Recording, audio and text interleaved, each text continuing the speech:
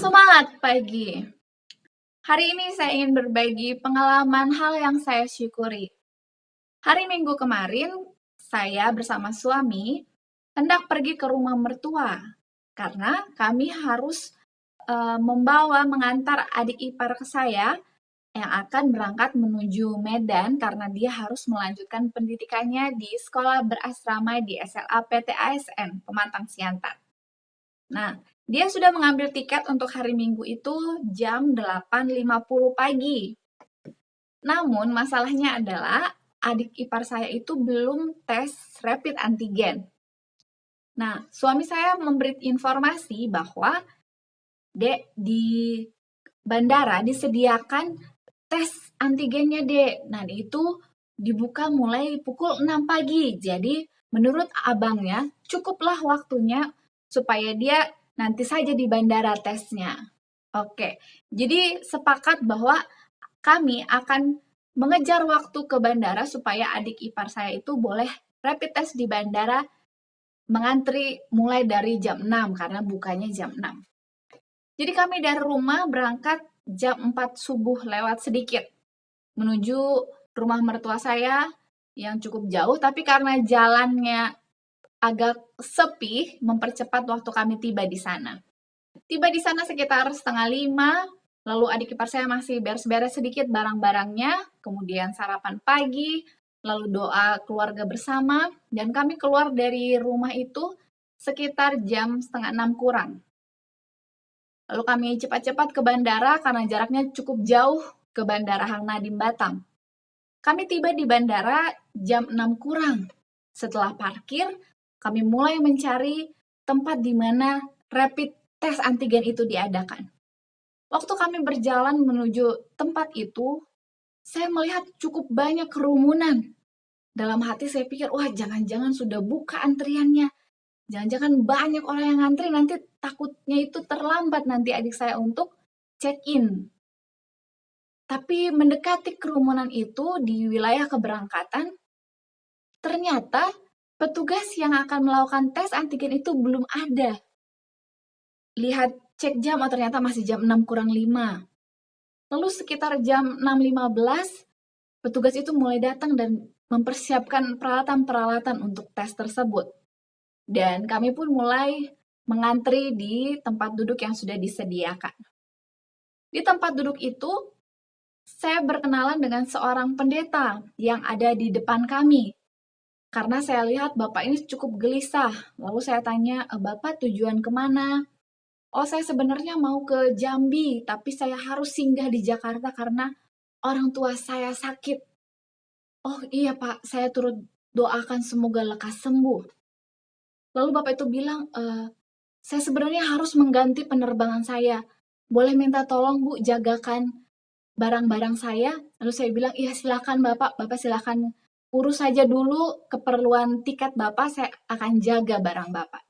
Jadi Bapak itu cepat-cepat pergi ke counter maskapai yang dituju, dan dia pun kembali, dan dia melanjutkan percakapan dengan saya. Oh, itu dia pikir saya Tionghoa karena mata saya sipit ya.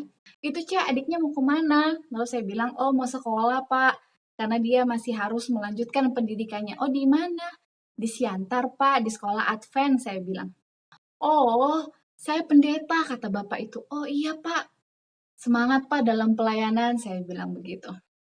Lalu kami pun berbagi cerita sedikit dan dia pun bersama dengan adik ipar saya mengantri untuk rapid test antigen.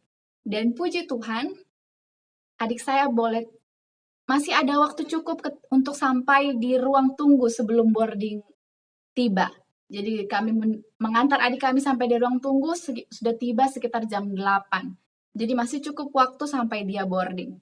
Setelah sudah waktunya untuk boarding, dia pun mengantri untuk diarahkan masuk ke dalam pesawat dan kami pun berfoto bersama dan memberikan semangat kepada adik kami agar dia tetap semangat untuk melanjutkan pendidikannya. Di sisi lain saya bersyukur saya bisa berkenalan singkat dengan Bapak Pendeta ini walaupun saya tidak tahu namanya, tapi saya turut mendoakan kiranya orang tua dari Bapak Pendeta ini boleh Tuhan berikan kekuatan dalam masa penyembuhan. Mungkin Anda juga pernah memiliki pengalaman yang sama bertemu dengan orang yang belum dikenal dan juga berbagi cerita. Jika Anda masih mengingatnya, walaupun Anda mungkin tidak tahu persis siapa nama orang itu, mari kita bawakan juga orang tersebut di dalam doa kita. Baiklah, judul bacaan renungan pagi kita hari ini tanggal 9 Februari ialah Hukum diberikan untuk kebaikan kita senantiasa. Dengan ayat inti yang tertulis di dalam Ulangan 6 ayatnya yang ke-24. Tuhan Allah kita memerintahkan kepada kita untuk melakukan segala ketetapan itu dan untuk takut akan Tuhan Allah kita, supaya senantiasa baik keadaan kita dan supaya Ia membiarkan kita hidup seperti sekarang ini. Penjelasannya, ketika orang-orang muda pergi ke dunia ini untuk menghadapi segala bujukannya kepada dosa, nafsu untuk mendapat uang, untuk permainan dan pemanjaan diri, untuk pertunjukan, kemewahan, dan pemborosan, mencari laba yang besar, penipuan, perampokan, dan kebinasaan. Apakah pengajaran-pengajaran yang akan ditemukan di sana? Spiritisme menyatakan bahwa manusia adalah setengah dewa yang belum jatuh dalam dosa, bahwa tiap-tiap pikiran akan menghukumkan dirinya, bahwa pengetahuan yang benar menaruh manusia di atas segala hukum, bahwa semua dosa yang diperbuat adalah tidak merusak, karena apapun yang ada adalah benar, dan Allah tidak menghukum. Yang terhina di antara manusia digambarkannya sebagai di surga, dan yang sangat ditinggikan di sana. Jadi sangat banyak orang diajak untuk mempercayai bahwa keinginan itulah hukum yang tertinggi, bahwa kebebasan itulah kemerdekaan, dan bahwa manusia hanya bertanggung jawab kepada dirinya. Dengan pengajaran seperti itu yang diberikan tepat pada permulaan hidup, ketika pendorongan hati sedang sekuat-kuatnya dan tuntutan supaya menahan diri dan suci adalah paling mendesak, di manakah segala pelindung kebajikan? Pada waktu itu juga, durhaka sedang berusaha menghapuskan segala hukum, bukan saja yang ilahi, melainkan manusia juga.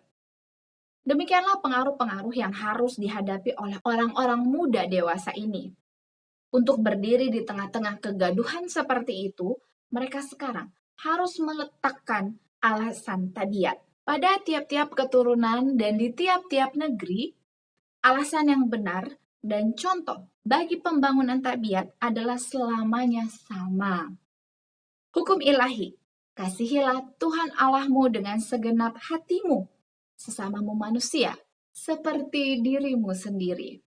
Prinsip besar yang dinyatakan dalam tabiat dan hidup juru selamat kita, itulah satu-satunya dasar yang aman dan satu-satunya penuntun yang pasti. Disinilah satu-satunya pelindung untuk keikhlasan perseorangan, untuk kesucian rumah tangga, kesejahteraan masyarakat, atau keseimbangan bangsa. Di tengah-tengah segala kebingungan hidup dan bahaya, dan tuntutan-tuntutan yang bertentangan, satu-satunya peraturan yang selamat dan pasti ialah melakukan apa yang dikatakan oleh Allah. Aplikasinya hari ini, Tuhan memberikan kepada kita hukum-hukum dengan tujuan untuk kebaikan kita saja. Nah, saya mau mengajak kita semua, mari kita hari ini kita menuruti hukum kesehatan dalam hal cukup istirahat. Dikatakan bahwa manusia secara umum memerlukan 6-8 jam waktu untuk istirahat atau tidur. Terlebih kalau di kota-kota besar dan juga yang penuh dengan kesibukan, minimal setidaknya kita harus tidur 6 jam.